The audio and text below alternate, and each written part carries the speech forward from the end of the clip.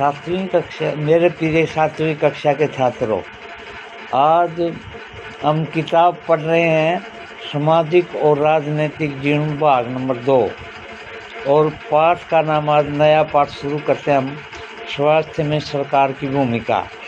लोकतंत्र में लोगों को यह अपेक्षा रहती है कि सरकार उनके कल्याण के लिए कार्य करे।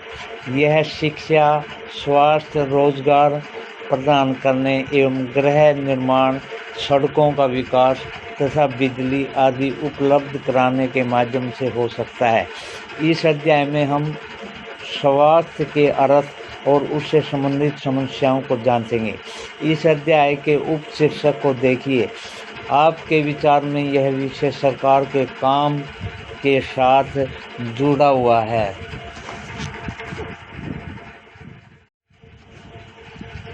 स्वास्थ्य क्या है? स्वास्थ्य के बारे में हम अनेक प्रकार से सोच सकते हैं। स्वास्थ्य का अर्थ है हमारा बीमारियों और चोट आदि से मुक्त रहना, लेकिन स्वास्थ्य केवल बीमारियों से संबंधित नहीं है। आपने उपर्युक्त कोलाज में से केवल कुछ स्थितियों को ही स्वास्थ्य से जोड़कर देखा होगा। प्राय हम ध्यान नहीं देते कि उपर्युक्त हर स्थिति का संबंध स्वास्थ्य से है। बीमारी के अलावा हमारे लिए उन कारणों पर भी विचार करना आवश्यक है जो हमारे स्वास्थ्य पर प्रभाव डालते हैं। उदाहरण के लिए, यदि लोगों को पीने के लिए स्वच्छ पानी और प्रदूषण मुक्त वातावरण मिले तो वे सामान्यतः स्वस्थ रहेंगे। दूसरी ओर, यदि लोगों को भरपेट भोजन न मिले अथवा उन्हें घुटन भरी अवस्था में रहना पड़े तो उनके बीमार पड़ने की संभावना अधिक है। हम सब चाहते हैं कि हम जो भी कार्य करें चुस्ती से और ऊंचे मनोबल के साथ करें। सुस्त और अकर्मण्य रहना, चिंताग्रस्त होना और लंबे समय तक डरे सहमे रहना स्वस्थ जीवन के लक्षण नहीं है। हम सबको तनाव मुक्त और प्रसन्न रहना चाहिए। हमारे जीवन में ये सभी पहलू स्वास्थ्य के हिस्से हैं। स्वास्थ्य सेवाएं। आइए भारत के स्वास्थ्य सेवाओं के कुछ पहलुओं का परीक्षण करें। यहाँ दी गई तालिका के प्रथम तथा द्वितीय स्तंभों में दिखाई गई स्थितियों की तुलना कीजिए। संसार भर में भारत में सर्वाधिक चिकित्सा महाविद्यालय हैं और यहाँ सबसे अधिक डॉक्टर तैयार किए जाते हैं। लगभग हर वर्ष 15,000 नए डॉक्टर योग्यता प्राप्त करते हैं। भारत के अधिकांश डॉक्टर शहरी क्षेत्रों में बसते हैं। ग्राम वासियों को डॉक्टर तक पहुंचने के लिए लंबी दूरी तय करनी पड़ती है।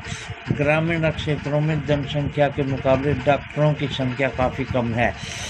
पिछले वर्षों में स्वास्थ्य सेवाओं की सुविधाओं में काफ़ी वृद्धि हुई है। सन 1950 में भारत में केवल 2,717 अस्पताल थे और सन 1991 में ये 11,173 अस्पताल थे और 2000 में यह संख्या बढ़कर 18,218 हो गई। भारत में करीब 5 लाख लोग प्रतिवर्ष तपेदिक टीबी से मर जाते हैं। स्वतंत्रता प्राप्ति से अब तक इस संख्या में कोई परिवर्तन नहीं हुआ। हर वर्ष मलेरिया के लगभग 20 लाख मामलों की रिपोर्ट प्राप्त होती है। यह संख्या कम नहीं है। भारत में विदेशों से बहुत बड़ी संख्या में इलाज कराने हेतु चिकित्सा पर्यटक आते हैं। ये उपचार के लिए भारत के कुछ ऐसे अस्पतालों में जाते हैं जिनकी तुलना संसार के सर्वश्रेष्ठ अस्पतालों में की जाती है। हम सबको पीने का स्वच्छ जल उपलब्ध नहीं करा पा रहे हैं। संचारणीय बीमारियां पानी के द्वारा एक से दूसरे को लगती हैं।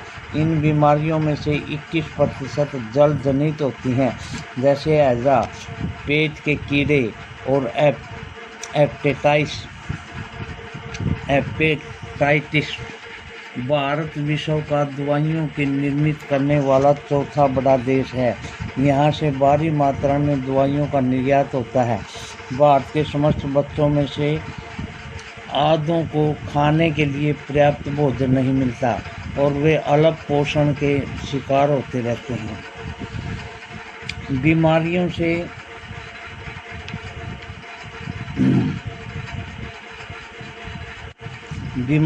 से बचाव और उनके उपचार के लिए हमें उचित स्वास्थ्य सेवाएं चाहिए। जैसे जैसे स्वास्थ्य केंद्र, अस्पताल और परीक्षणों के लिए प्रयोगशालाएं, एम्बुलेंस की सुविधा, ब्लड बैंक आदि मरीजों को अचानक सेवा और देखभाल उपलब्ध करा सकें।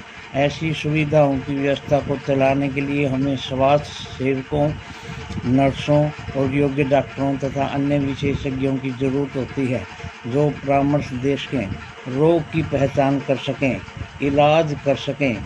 मरीजों के बचाव के लिए हमें आवश्यक दवाइयाँ व उपकरण भी चाहिए।